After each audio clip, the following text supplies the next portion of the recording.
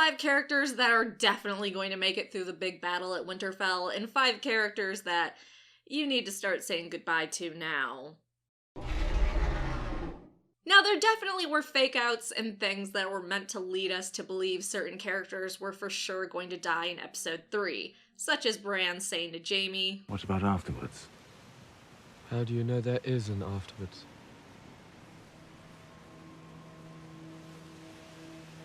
Clearly that shows he makes it. You can't fool us that easy, D&D.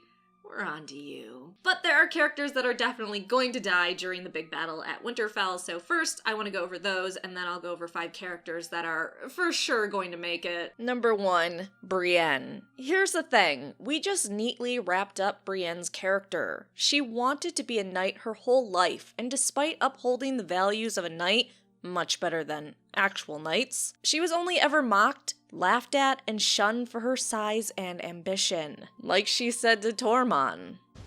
"You're not the knight?" Women can't be knights. "Why not?" Tradition. "Fuck tradition." Now, after everything she's been through, her word means the difference between life and death for a person. You would fight beside him. I would.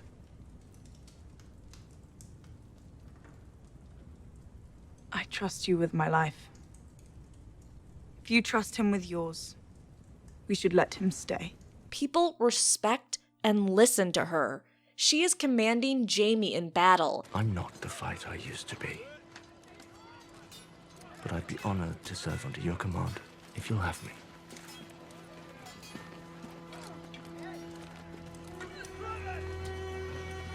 Something you never thought would happen. Hell, people are willingly serving under her. She finally became a knight, and instead of people mocking her, she got applause. She was toasted. Her gender didn't matter.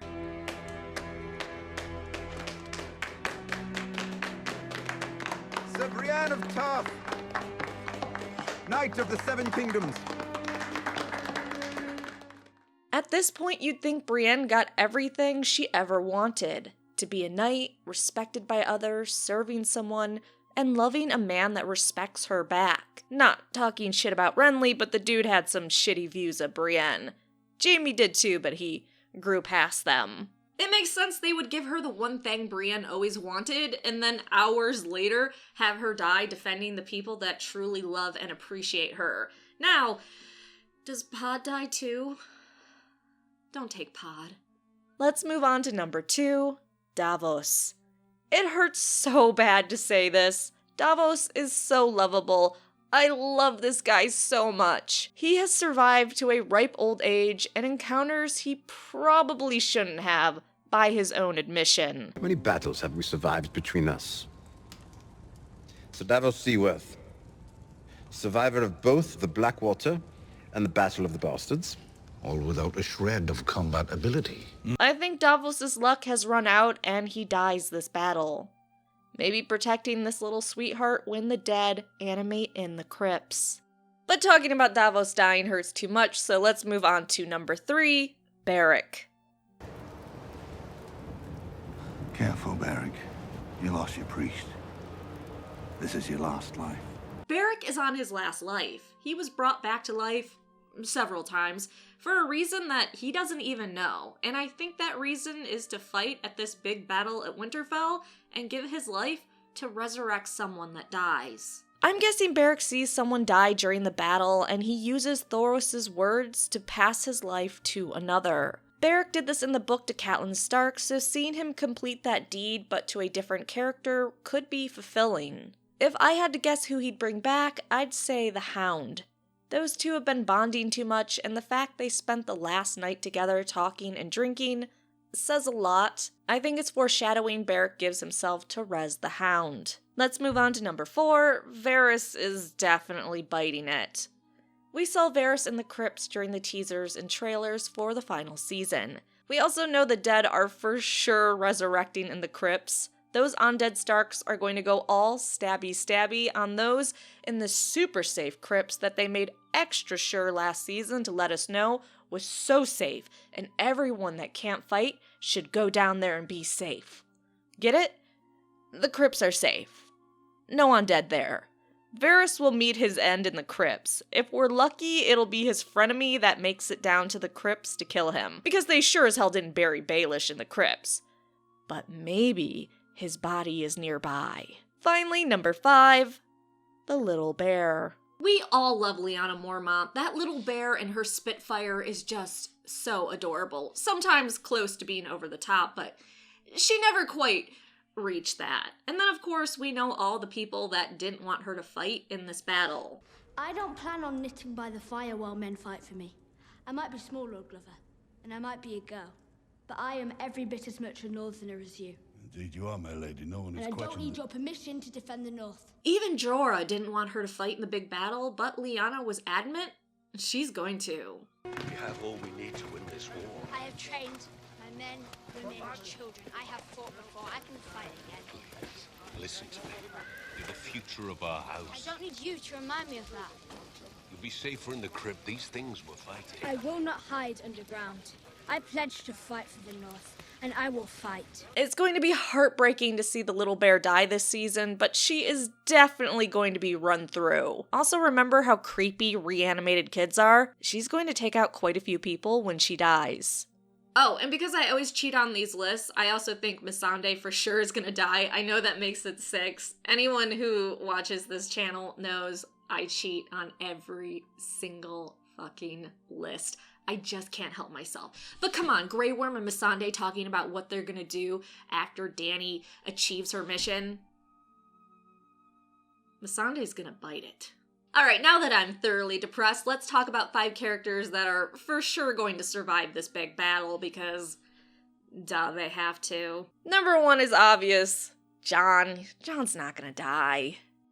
Come on, he's Azor Ahai, the prince that was promised, the last hero reborn. There's no way Jon dies during this big battle, especially since we already built up the tension that's going to be between Jon and Dany after this battle. I don't even think the dead are going to be cold before Jon has to deal with Dany and her psycho-paranoid behavior. Mad King. Oh, I didn't cough that right. Mad King. There we go, I think that was a little better. Speaking of that, number 2, Dany. She is going to live through this battle, come on. I mean, after she has an epic battle against the Night King on her dragon. Just so we can see the drama unfold between her and Jon. Besides, we know Jon and Dany live because we saw shots in the trailer we haven't seen yet. Like Jon and Dany at Dragonstone. So they both live, and the drama between them will get more intense after the battle at Winterfell. And for whatever reason, I've speculated before, they both go to Dragonstone, I'd imagine to drop her off because she's pregnant. Number 3, Sansa definitely does not die.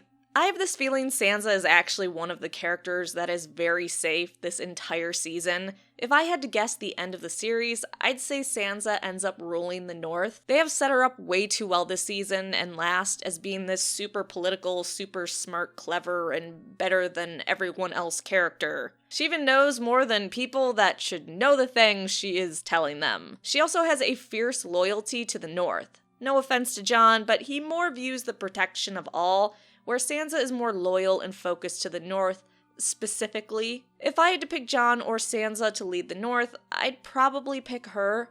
I think she will have a kill or two this battle and be in danger, of course, and I really hope Arya protects her at one point, but I really think she'll make it through the battle and to the end of the series. Alright, let's move on to number 4, the Hound. I fought for you, didn't I?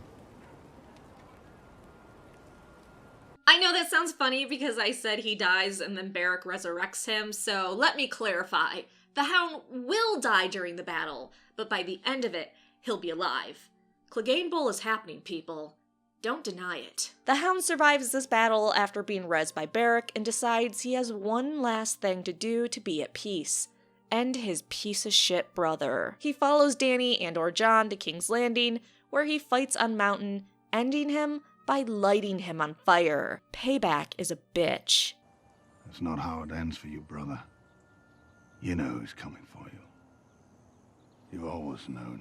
Finally, number 5, I think Jorah lives. You just can't take Jorah Bear from me. He has to make it. And I think when we discover Dany is pregnant with Jon's child, She goes to Dragonstone and Jorah follows her there. He is with her when she dies during childbirth. Afterwards, he goes to Rule Bear Island, finally deserving to. So those are my death and surviving predictions for the 3rd episode of the final season. What are your thoughts? Who do you think is definitely surviving and definitely is gonna be super dead? Like, subscribe, and let me know in the comment section down below. All around the mulberry bush, the monkey chased the weasel.